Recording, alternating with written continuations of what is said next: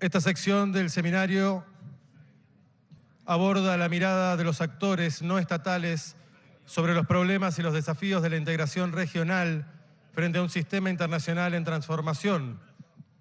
Nos acompañan el señor vicepresidente corporativo del Banco de Desarrollo de América Latina, Cristian Asinelli, el señor secretario ejecutivo interino de la Comisión Económica para América Latina y el Caribe, Mario Cimoli, el señor profesor y vicerrector de la Universidad Torcuato Di Tella de Buenos Aires, Juan Gabriel Tocatlián, y el señor Matías Capeluto, director ejecutivo de Casa Patria Grande.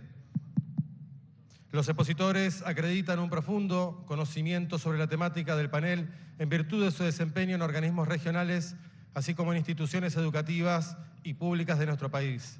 Será moderador de este panel el señor subsecretario de Asuntos de América Latina y el Caribe, embajador Gustavo Martínez Pandiani. Señor embajador, tiene usted la palabra. Muchas gracias. Nuevamente, bienvenidas y bienvenidos a todas y a todos. Voy a hacer muy breve la introducción. Me dijeron en el mundo de la televisión hay que vender el número principal, el número que viene. Así que no se vayan, está viniendo el presidente de la Nación y presidente pro tempore de la CELAC, Alberto Fernández.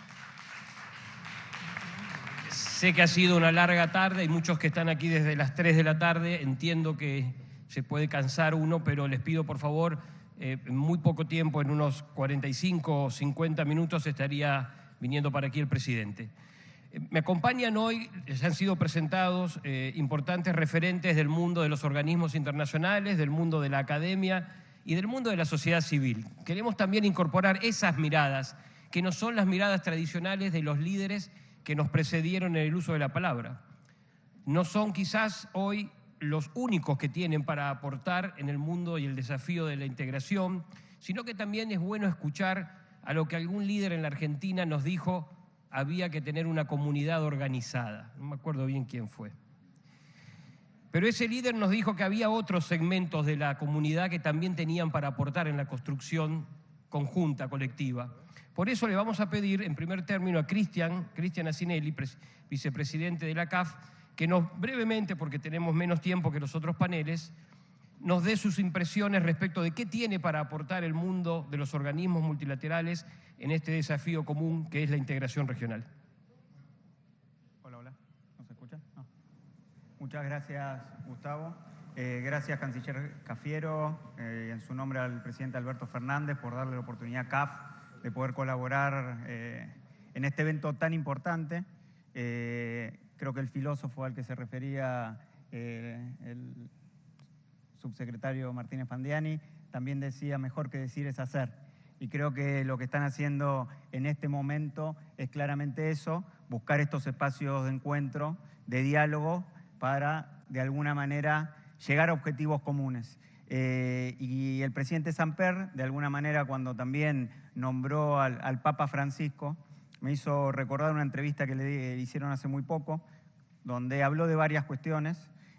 Una de ellas fueron los 4 principios con los que él, siendo cura, obispo, arzobispo de Buenos Aires y ahora Papa, se maneja, que tiene que ver con que la realidad es superior a la idea, que el todo es superior a la parte, que la unidad es superior al conflicto y que el tiempo es superior al espacio. Y de alguna manera yo creo que eso tiene que ver con el lema que hoy estamos aquí, en el cual todos estamos unidos, la unidad en la diversidad. Y en el caso nuestro de CAF, como organismo de desarrollo, como banco que trabaja por el desarrollo de los países de América Latina y el Caribe, claramente es el rol que tenemos que cumplir. ¿Por qué? Porque como nos diferenciamos de los otros organismos multilaterales en algunas cuestiones que creo que son claras. Primero, la mayoría de nuestros socios son países latinoamericanos y del Caribe, con excepción de España y Portugal, pero con la concepción iberoamericana. Esta institución es una institución que no presenta condicionalidades a la hora de ejercer el trabajo que tiene que hacer sobre el desarrollo. Y algo que decía Alicia que tiene que ver con la constitución de nuestra institución, y es que nuestro directorio está conformado por los ministros de Hacienda y de Economía de los países de América Latina y del Caribe, y es el único organismo en el cual se juntan 3 veces al año a debatir sobre proyectos específicos, pero es la instancia como bien vos decías, en la cual se pueden juntar para pensar cuestiones de futuro, cuestiones de integración, etcétera, y eso es lo que estamos haciendo con el presidente Díaz Granados. Cuando hacemos las reuniones de ministros de directorio, nos juntamos un día antes con una cena, con talleres de eficiencia energética o transición energética, como planteó recién Sergio Díaz Granados, cuestiones que tienen que ver con el financiamiento del sector privado, de desarrollo social, etcétera.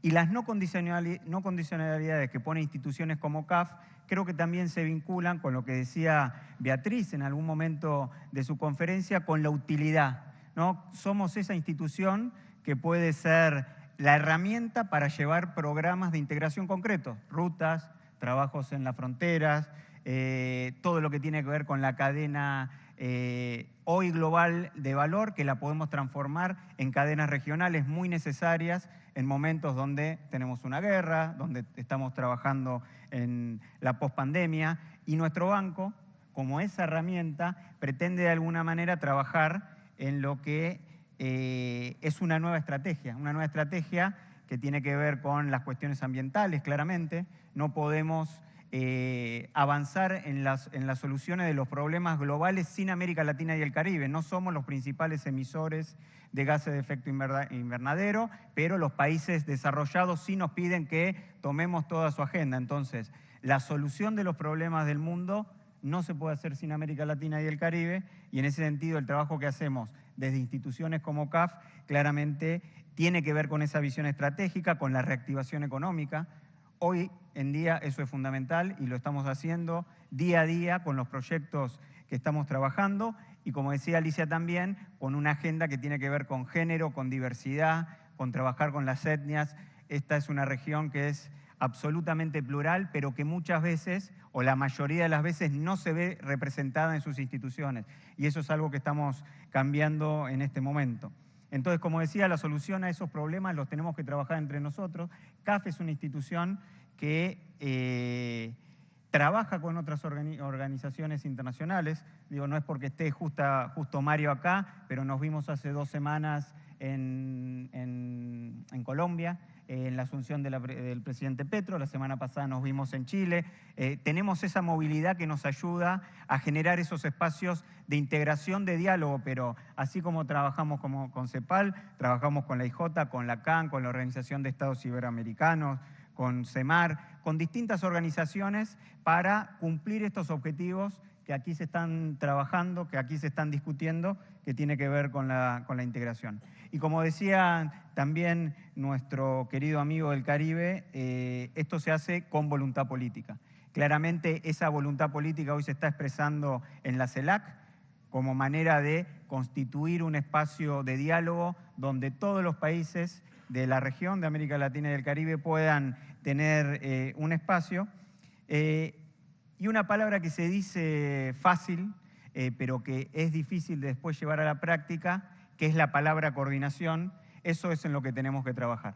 Nosotros, como organismo multilateral de desarrollo, con las otras agencias como CEPAL y otras con las que venimos coordinando, claramente tenemos que generar estos espacios de coordinación entre nosotros para poder colaborar con los objetivos que se ha propuesto la CELAC, con la presidencia pro tempore de Argentina en este caso, pero también coordinar con los países, porque en el caso de CAF, los dueños de la institución son los países. Por eso las no condicionalidades, por eso la visión de desarrollo, por eso esta visión que también de alguna manera, y para ir cerrando y ser fiel a Gustavo, también decía el Papa Francisco en esta entrevista que hace, creo que un mes aproximadamente o 2 meses salió en los medios de comunicación, y que también lo dijeron en alguno de los paneles, que tenía que ver con el sueño de Bolívar y el sueño de San Martín de generar estos espacios de integración y que necesitamos hacerlo entre nosotros. Entonces, nuestro compromiso, como dijo Sergio Díaz Granados, presidente de CAF, de acompañar este proceso a la presidencia argentina de CELAC en todo el trabajo que vienen haciendo, que como hemos visto son ya cientos de actividades. Esta quizás presencial, multitudinaria, es una de las más importantes, pero vamos a seguir estando acompañándolos en todo lo que necesiten a lo largo y a lo ancho de toda la presidencia.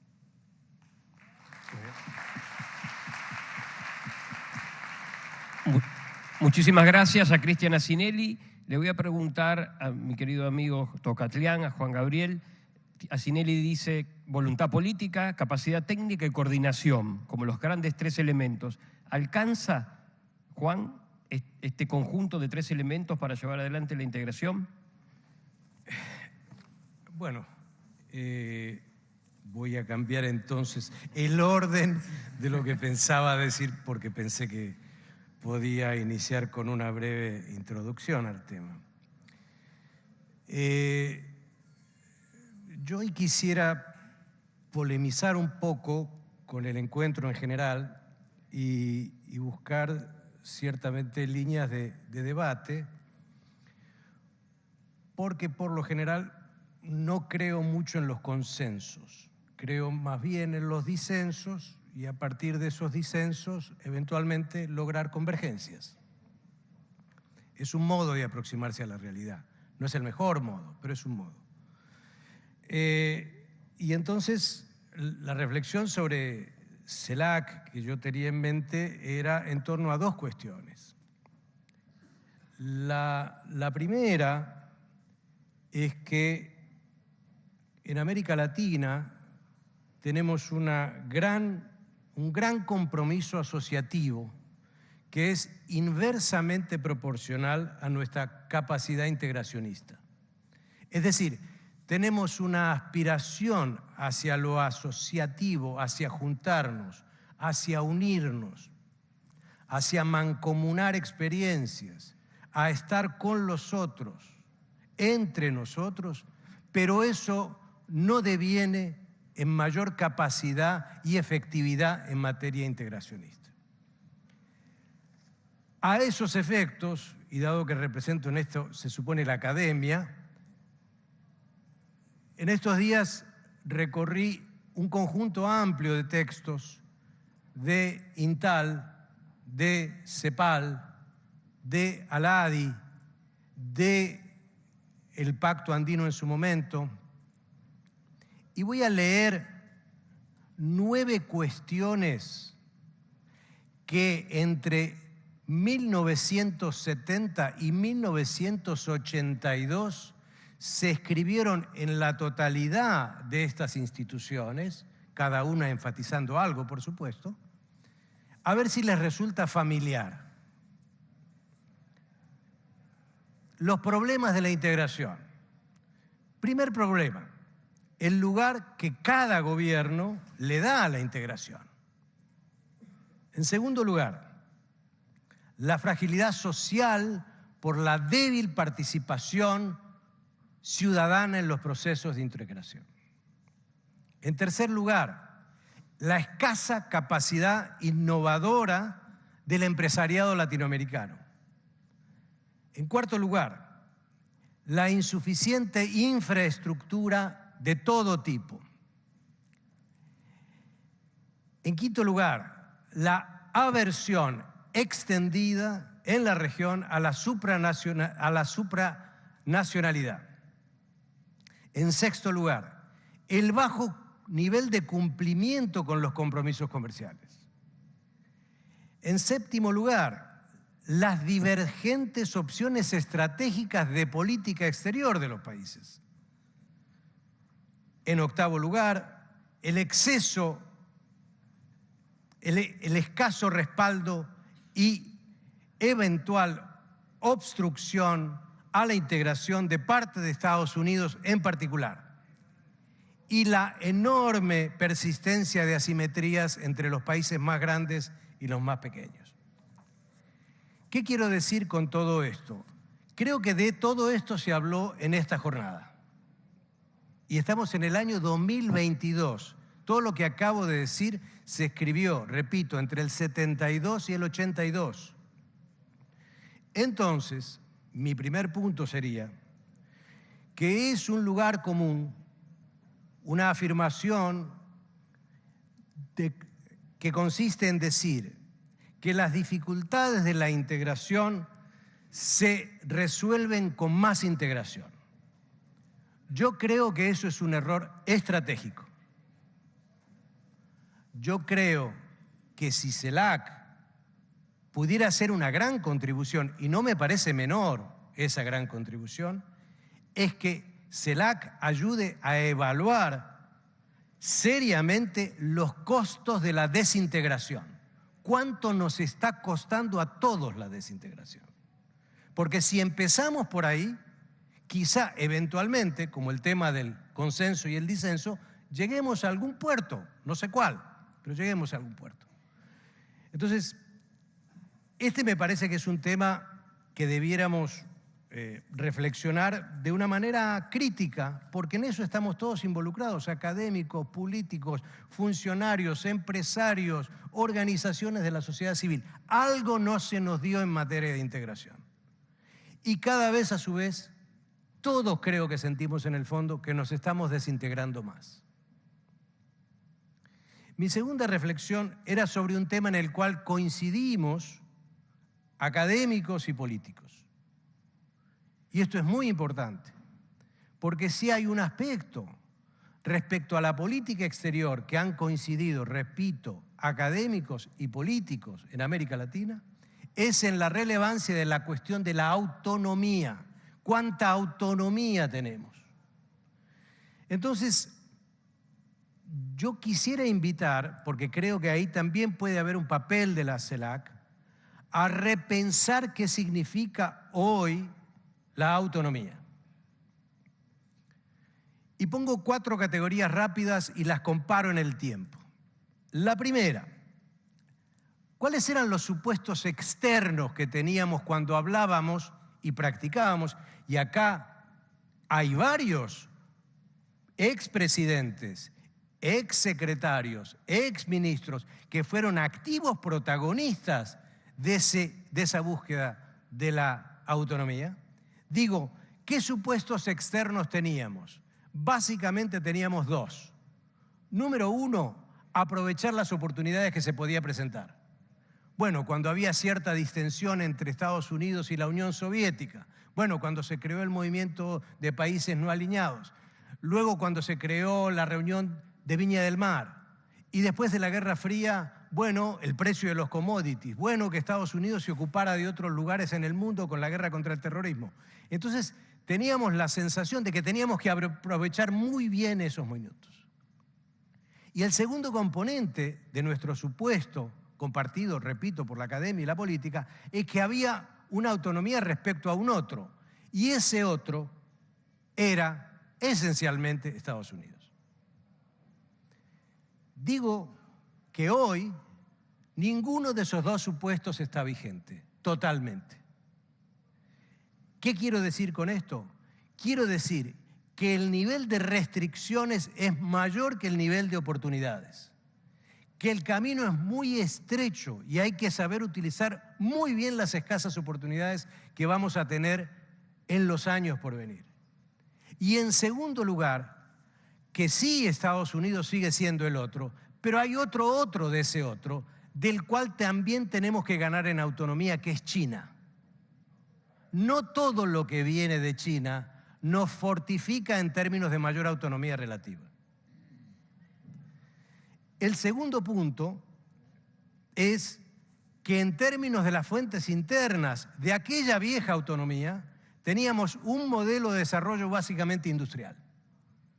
Teníamos una élite dispuesta a asumir riesgos, teníamos creencias muy fundadas en el nacionalismo y el desarrollismo, y en general, a pesar de los problemas que teníamos domésticos en la mayoría de nuestros países, teníamos una cierta autoestima nacional. Esto era importante, esto era muy importante. Hoy tenemos en todos los países modelos cada vez más primarizados y de baja diversificación productiva. Hoy tenemos una capacidad científica y tecnológica bajísima. Toda la región en su conjunto, toda, desde México hasta Argentina pasando por Brasil, gastamos en un año en ciencia y tecnología lo que gasta Francia. Hoy tenemos élites cada vez más fracturadas entre sí. Y hoy tenemos una fractura social enorme en nuestros países. Por lo tanto, aquellos componentes de las fuentes nacionales de nuestra autonomía también están variando de manera significativa. Teníamos objetivos precisos. Los objetivos eran incrementar nuestra capacidad de negociación, restringir la arbitrariedad del poderoso y subir el estatus de América Latina en el mundo. Hoy esos objetivos siguen siendo válidos, a mi entender. Sin lugar a dudas siguen siendo orientadores de metas que debimos seguir. Pero el problema no son los objetivos, sino son los medios. Porque en aquella primera época de la autonomía se basaba, en esencia, nuestros medios disponibles eran la diversificación de lazos, la promoción del regionalismo, es decir, integración económica y concertación política, recurso al derecho básico para defendernos y promover nuestros intereses, y un compromiso altísimo con el multilateralismo. Hoy nuestra diversificación de lazos es escuetísima, es angosta. Llamamos diversificación de lazos a negociar con China. Esa es una parte del mundo. El mundo es más grande que China, mucho más grande que China. Hoy nuestro regionalismo está fragmentado por donde lo veamos. Hoy el derecho internacional está horadado, no por lo que nosotros hicimos, en gran medida por lo que los poderosos hacen. Y hoy el multilateralismo está en crisis. Entonces, ¿a qué voy con todo esto? Que necesitamos ver la naturaleza, significado y viabilidad de la autonomía. Porque si no tenemos autonomía, todos los acuerdos tácitos que podemos tener hoy acá no van a poder ser ejecutables en la realidad. Porque sin autonomía no tenemos poder. Y termino en ese sentido. Yo soy muy amigo de la modestia, ustedes me perdonarán. Yo quisiera una CELAC con una agenda muy modesta, sencilla, práctica, factible, realizable. Preferiría una CELAC que se enfoque al diálogo político, que tenga posturas acotadas en 2 o 3 temas, solamente en 2 o 3 temas. Y cuando se siente con Europa en octubre y el año próximo con los presidentes y mandatarios europeos, sepa que quiere América Latina, no que quiere Europa. No que quiere Europa.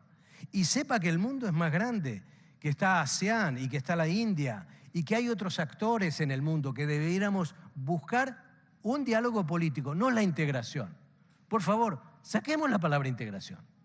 Primero veamos el nivel de desintegración que tenemos y después, eventualmente, creemos aquellas condiciones que nos lleven hipotéticamente y en el mediano y largo plazo a la integración.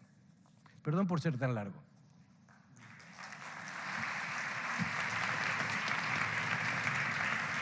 Muchas gracias, Juan Gabriel. Si quedaba alguna duda respecto de la diversidad de voces y de miradas que existen en este evento, creo que Juan Gabriel ha demostrado cabalmente que aquí se escuchan todas las voces. Quiero darle la palabra a Matías Capeluto, buscando desesperadamente un poco de esperanza en las palabras de la juventud, con una mirada que tiene que ver con la sociedad civil y la comunidad organizada. Gracias. ¿Se escucha, no? Gracias, Gustavo. Bueno, primero muy agradecido con la invitación y formar parte también de esta organización, a la Cancillería, a la CAF y también al equipo que me acompaña en Casa Patria Grande. Para quienes no conocen, Casa Patria Grande es un espacio creado en su momento por Cristina Kirchner en el año 2011, en el lugar donde iba a funcionar la Secretaría General de UNASUR y que, bueno, se imaginarán lo que pasó en el gobierno anterior con ese lugar y que por suerte Alberto Fernández tomó la decisión de recuperar ese espacio. Un espacio pensado para la integración de los pueblos latinoamericanos. Vemos en este auditorio, y es algo que me llena de orgullo, que no solo está la diplomacia sentada en un evento de integración regional. Acá hay estudiantes, bueno, hay muchos jóvenes, como decías recién Gustavo, está lleno de pibes y pibas preocupados por la integración regional y también analizando estos procesos que se convierten en una necesidad. ¿Cuál es la necesidad? La necesidad de unir a los pueblos latinoamericanos más allá de las instituciones que existen, como es la CELAC, a quien estamos apoyando fuertemente, pero también las otras instituciones que los otros panelistas estaban comentando. Primero déjenme hacer un diagnóstico bastante rápido, que no va a ser una esperanza este diagnóstico, pero sí me parece que las propuestas que venimos a traer tienen que ver con eso. Por un lado, estamos en un momento donde quizás desde la recuperación democrática es el peor momento para ser joven en América Latina. ¿A qué me refiero con esto? Hoy los jóvenes se están encontrando con que es muy difícil la salida al mercado laboral. La tasa de desocupación en toda América Latina de los jóvenes triplica a la de los adultos. Por el otro lado, ¿con qué se encuentra un joven cuando sale, si es que terminó sus estudios medios, cuando sale de esa secundaria? Se encuentra con narcotráfico, con violencia, con la imposibilidad de poder pensar en un futuro. Y este proceso que estamos viviendo en América Latina como juventudes también fue agudizado por la pandemia, que vino a exponer estas diferencias que tenemos y esta realidad que hoy tienen las juventudes en América Latina. Ahora, por otro lado, también me parece que hay que destacar y que tenemos que estar alerta los últimos estudios que hay en cuanto a opinión pública respecto a cómo valoran las juventudes a la democracia, viene disminuyendo generación tras generación. ¿Y a qué se refiere esto? Nos parece que hay una especie de, como alguien mencionó por ahí, insatisfacción democrática. Hay un problema con las democracias y hay un problema con los estados y también con los organismos que no terminan de resolver estos problemas concretos que están teniendo todos y todas, pero sobre todo las juventudes latinoamericanas. Ahora, por otro lado, y también tomando otros estudios, hay uno muy interesante que se los recomiendo, que lo sacó el INTAL, donde se hace un trabajo en toda América Latina de cuál es la sensación o cómo ven los latinoamericanos y latinoamericanas los procesos de integración. ¿Qué piensan acerca de la integración?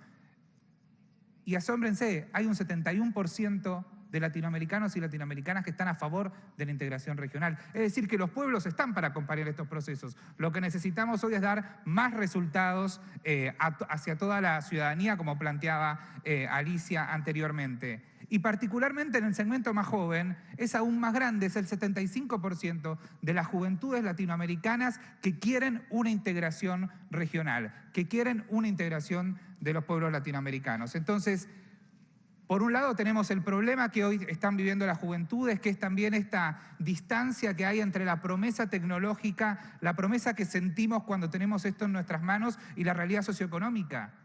Eso está llevando a que hoy estamos en récord de tasa de suicidios en América Latina en las juventudes. Entonces tenemos que trabajar seriamente porque estamos frente a un problema muy grande donde hay juventudes que están padeciendo de manera muy terrible esta salida de la pandemia en toda América Latina, pero que a la vez tienen esperanza, porque si alguien apoya la integración regional es porque porque siente una esperanza respecto a su futuro, respecto a su continente, respecto a sus países. Entonces, como plantea Mariana Mazzucato, nos parece que estamos en un momento donde tenemos que repensar rápidamente de qué manera los estados van a empezar a unirse, de qué manera vamos a tener cambios más ambiciosos en cuanto a los estados, pero también en los organismos. Y ahí me parece que es lo que se vincula con lo que venimos conversando.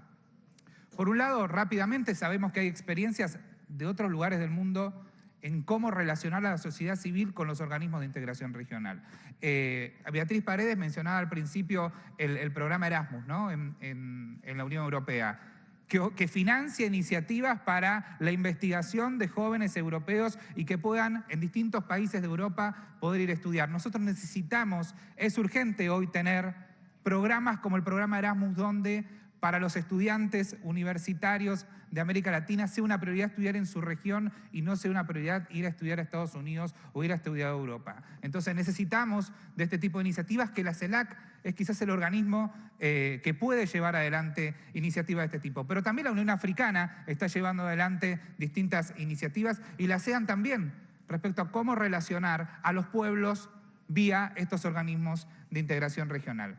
Y acá brevemente, no quiero ser autorreferencial, pero me parece importante destacar algo que estamos haciendo en conjunto entre la Presidencia Pro Tempore de CELAC, el Centro Internacional de Promoción de Derechos Humanos de UNESCO y CLACSO, que es el Consejo de Juventudes de América Latina y el Caribe que lanzó el presidente Alberto Fernández hace 4 meses. ¿Qué es ese consejo? Hay jóvenes de toda América Latina discutiendo sobre ambiente, sobre cambio climático, sobre cuál debe ser nuestro modelo de desarrollo, sobre cómo debemos impulsar las políticas de equidad de género, de diversidades, y nos parece y celebramos que por primera vez organismos de este estilo le están dando lugares a jóvenes que tienen menos de 30 años, que tienen mucho para decir, que son sobreanalizados pero poco escuchados. Incluso nos están acompañando en el auditorio, no los veo directamente, pero están los consejeros de Argentina que están participando en ese consejo. Entonces, es una gran iniciativa que esta presidencia pro tempore llevó adelante y que esperamos que el año que viene se siga profundizando estos espacios de encuentro y debate entre las juventudes. Y por otro lado, algo que mencionaba el presidente Samper en cuanto a rescatar toda la experiencia de UNASUR y volver a tener organismos de ese estilo, organismos consolidados que discutían cuál debía ser el modelo de integración energética, cuál debía ser el modelo de integración en materia de salud.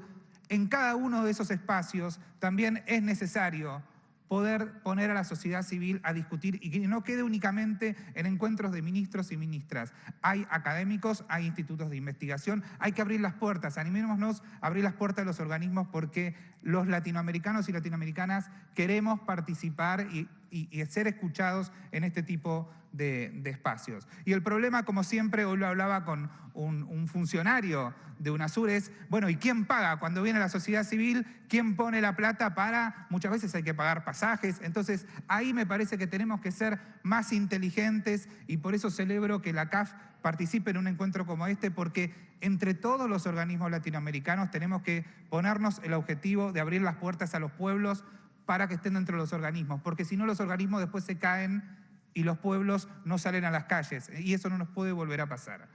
Por último, para ir cerrando, quiero leer solo un párrafo de un discurso en el año 2014 de una asamblea de CELAC en La Habana, donde la presidenta Cristina Fernández de Kirchner dice lo siguiente: hoy un presidente de una república hermana hablaba de crear en cada uno de nuestros gobiernos un pequeño espacio institucional que se dedicara exclusivamente a trabajar sobre los problemas de la integración y las formas de la integración. Porque evidentemente ni las cancillerías, ni cada uno de los ministerios que tienen múltiples problemas que abordar y resolver, tienen el tiempo y el espacio institucional y cronológico necesario para poder hacerlo. Creo que es una muy buena idea y creo que debemos comenzar a hacerlo porque el tiempo se agota y las necesidades aumentan. Me parece que acá está la clave de hacia dónde tenemos que llevar esta integración. Los sindicatos, las uniones gremiales empresarias, los centros de estudiantes, todos los espacios tienen que fomentar que haya personas que se dediquen a pensar cada una de las decisiones que tomamos desde todos nuestros espacios en clave regional. Hay que unir más a los partidos, a los movimientos sociales, a los sindicatos, los centros de estudiantes. Ese es el camino para defender a través de los pueblos la integración regional. Y por último, poder pensar, y me parece que este encuentro va en esa clave también, tenemos que repensar la épica y la estética de la integración regional. Tenemos que tener una épica y una estética que convoque a todos los latinoamericanos y latinoamericanas a pensar que todos los problemas comunes que tenemos, las soluciones también van a ser en conjunto. Si no logramos que esa integración regional toque la realidad, no va a suceder. Tenemos que poder hacer llegar la integración regional a cada uno de los rincones de nuestro continente. Así que me parece que tenemos muchos desafíos, hay esperanzas, Gustavo, así que muchas gracias, que viva la patria grande.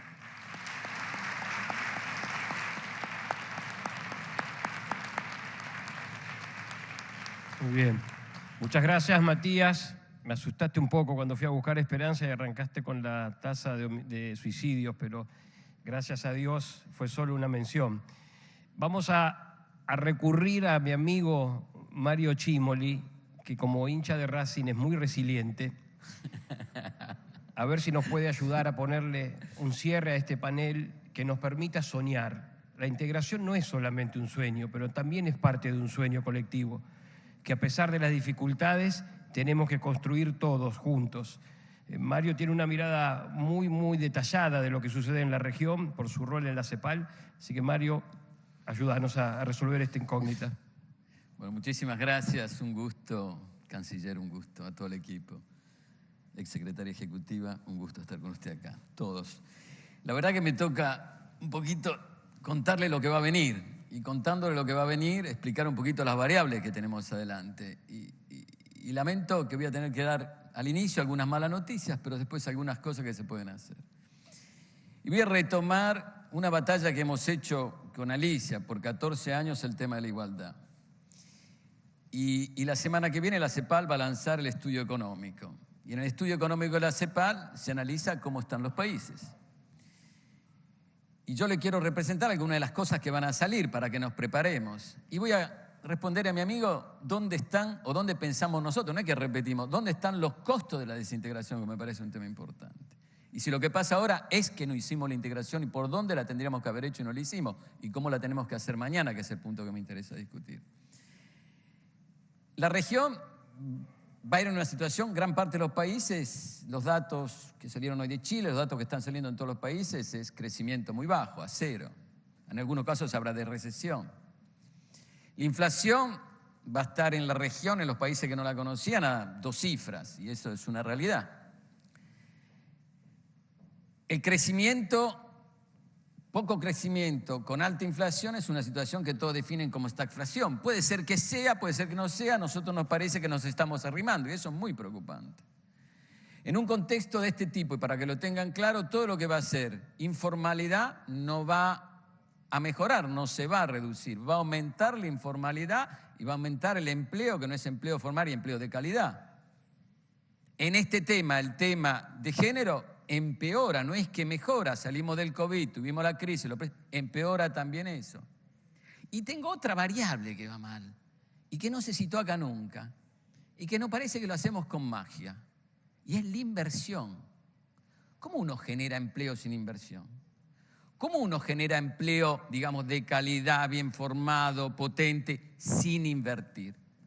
Y hablo de la inversión pública y la inversión privada. La inversión pública juega un papel importante, siempre lo hemos dicho en la CEPAL con Alicia, la inversión pública es un crowding importantísimo para generar empleo, pero la privada es el 80% de la inversión en América Latina. Y entonces uno, ¿cómo se imagina salir de una situación de este tipo con poco crecimiento, alta informalidad, situación de pobreza aumentando y obviamente cuando está la inflación empeora la desigualdad, no mejora. Por más que nosotros nos autoalimentamos acá, empeora, no mejora. Esta situación general uno se pregunta por qué la tiene. Y tengámosla un cachito esta película acá y vamos a la otra película, lo que está haciendo el mundo. El mundo en este momento, Estados Unidos, lanza un plan industrial que lo llama política industrial. Voy a repetirlo a Alicia. Con Alicia hemos hecho una batalla brutal hace 10 años de llamarla política industrial, porque no querían, porque era malo. Porque política industrial la llama el New York Times, de 280.000 millones. Europa va a 350.000 millones. Están reestructurando los sistemas productivos, la inversión, la tecnología, el nuevo empleo y todo. Y aparte de eso, aunque sí los colegas europeos no lo quieren reconocer, todo esto se da en un contexto de fuerte soberanía industrial y productiva. Punto final. No reconocer esto es cometer un error de política económica. Entonces la región se encuentra en esta situación y enfrenta un mundo de este tipo. ¿Y por qué me encuentro mal hoy? Hoy me encuentro mal hoy porque no me integré, porque no entendí los temas de escala, porque no entendí que solo un país no puede generar el empleo para todo, porque las empresas no pueden tener un único mercado chiquito como los que tienen incluso los grandes países como Brasil, porque no pudimos hacer políticas sociales, productivas de inversión regional. No lo hicimos y hoy estamos más solos, más heterogenizados y más chiquititos en la política. Entonces el costo de la desintegración es ese, no haberlo hecho, no haber hecho. Entonces la pregunta que uno se hace, acá voy a la esperanza, y a tener, digamos, fuerza sobre el tema. ¿Qué política uno tiene que hacer en el futuro? ¿Va a pensar como fueron hace 20 años que la política comercial era la que resolvía todo? Había países como México que había ministros que decían la mejor política industrial es no tener ninguna política. Nosotros hemos siempre dicho que no, nos hemos peleado, nos hemos destruido.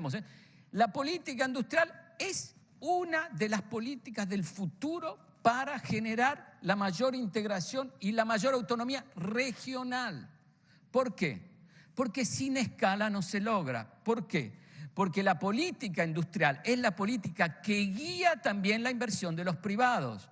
Y tenemos que garantizar en esa inversión nuevos sectores, nuevas tecnologías y nuevo empleo. No alcanza, obvio que no alcanza. No puedo pensar una política de alta productividad si no tengo, por otro lado, una política social para generar empleo en el 50-45% en gran parte de los países de empleo informal. Porque nosotros hablamos de esto, que nos quede bien claro, pero la productividad de América Latina es el electrocardiograma de un muerto. Queda claro eso, ¿no? Es el electrocardiograma de un muerto porque tengo un sector que sube, que son los recursos naturales, y otro sector de la economía que me lo tira para abajo. Ahora, ¿puedo generar mejor distribución, mejores procesos, mejores salarios, mejores empleos? Si todo esto no funciona, inversión con productividad, con escala, no. Nosotros le hemos dicho que era fundamental, y siempre lo hemos dicho los otros años, que una política para la igualdad requiere mejor imposición fiscal y una mejor distribución. Es correcto. Pero por otro lado, esto no se logra si no hay mayor inversión, mayor productividad y escala para que la región lo pueda hacer. Escala. Porque todos los otros jugadores son escala. Voy a citar un ejemplo. Cuando Europa hace la integración con la unión del carbón y el acero, no fue una integración que se juntaron, no, todos dijeron tenemos que hacerla. Empezó porque dijeron tenemos una producción de carbón y acero, es la base fundamental para crecer después de la guerra, tenemos que buscar un modo para que este producto lo tengan todos los países a costo más o menos accesible y que haya oferta en todos los países. Y generan el mercado. Generan el mercado con una política pública, se invierte y se construye el mercado. ¿Y cómo generó la integración? Ahí es público con privado. ¿Y cómo genera la integración Asia? Genera la integración porque construyen las cadenas con bajo costo de trabajo, los sectores privados se integran y después deciden los gobiernos, no se integran, pero ya lo habían hecho. ¿Y cómo la queremos hacer en América Latina? En América Latina se tiene la integración porque queremos la voluntad política. Sí, pero tenemos que trabajar con esas variables que son fundamentales para crear escala, peso y volumen. Sin escala, peso y volumen en lo que viene el futuro, el costo de la desintegración va a ser gigantesco. Porque ustedes se imaginan que los países que están invirtiendo, y bien se dijo precedentemente, en armamentos a niveles muy grandes, esto tiene una recaída en la tecnología, en la producción, en los sectores civiles, que va a afectar incluso la brecha de productividad más alta y nosotros vamos a seguir enganchados en los mismos sectores que estamos.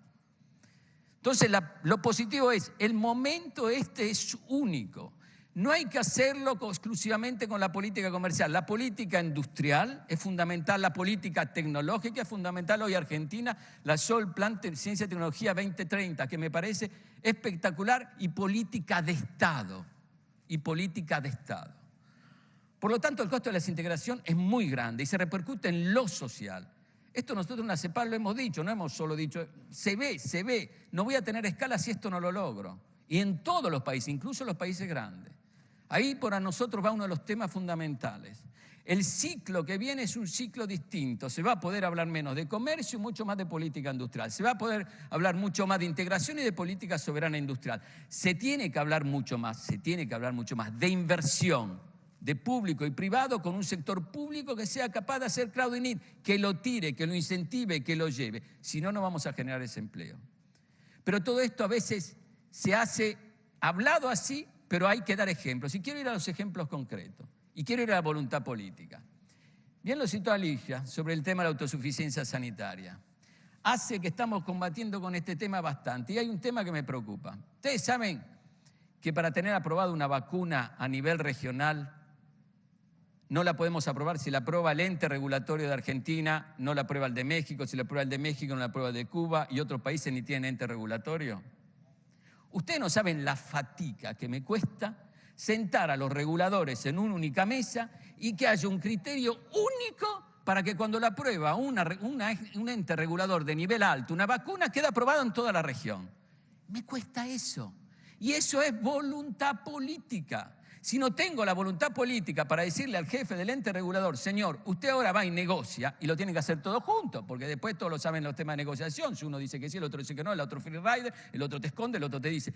Tiene que ser una voluntad política. Y eso no tiene costos mayores. Otro ejemplo, el mercado regional digital, que le hemos llevado adelante con Alicia años y años. Ustedes saben que para que una pyme venda algo de Chile a Argentina es un drama. Porque el producto no llega, porque no está garantizado, porque la tarjeta de crédito no la aceptan, porque el dólar, ¿Se puede construir una integración si las pymes no se venden entre ellos, si los sectores no tienen comercio electrónico, si no se puede hacer algo? Eso también es voluntad política, porque puedo poner los bancos de acuerdo de un lado del otro, que acepten tarjeta de crédito, que haya un criterio, que haya un reglamento. No son costos. ¿Y saben los espacios y la escala que abre esto a los mercados? Es brutal, es brutal. Entonces, ¿quieren otro ejemplo más?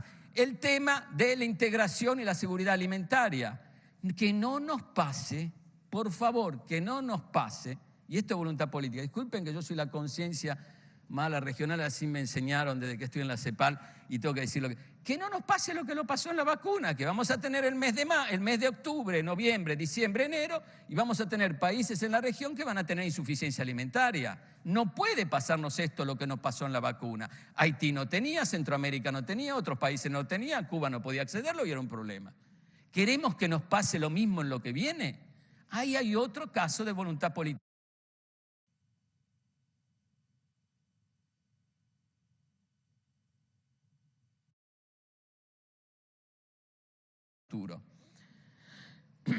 Nos imaginamos un mundo que se va a reorganizar fuertemente en las políticas que se tengan en la producción, en la inclusión y en la sostenibilidad.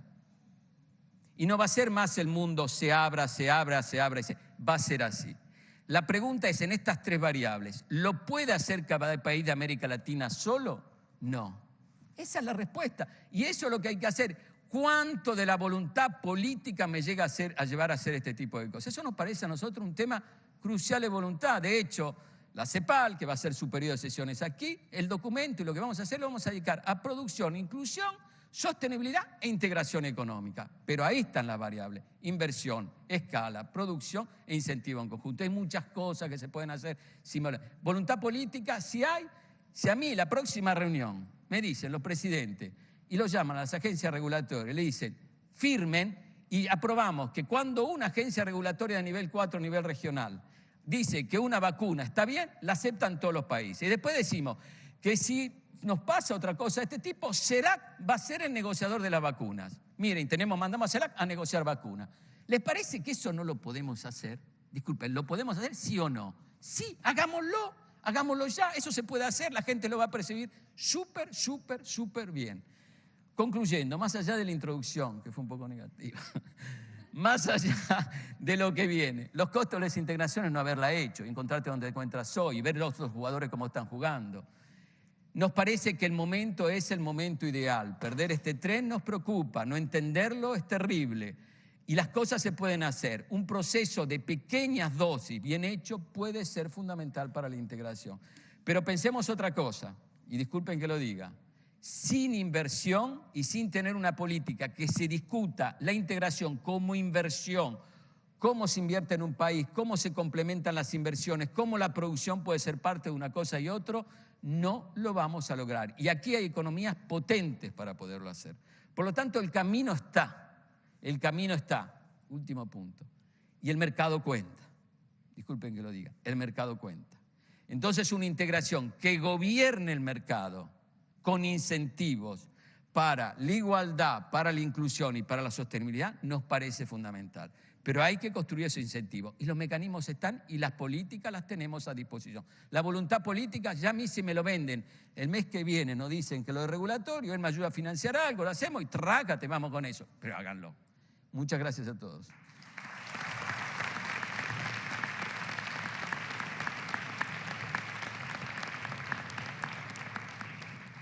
Muchísimas gracias, Mario. Me acaban de informar que el presidente de la Nación ya está viniendo para aquí, así que vamos a tener el panel de cierre en muy pocos minutos.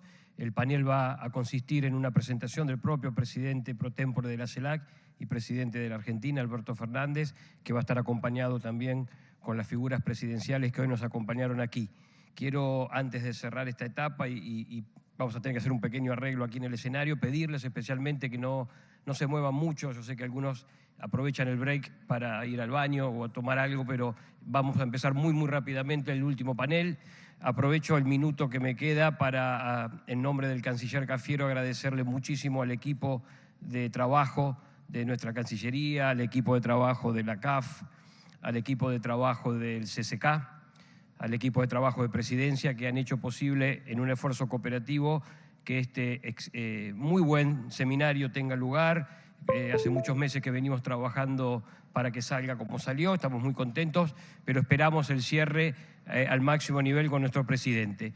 Gracias a los panelistas y enseguida hacemos el cierre de esta jornada con el último panel.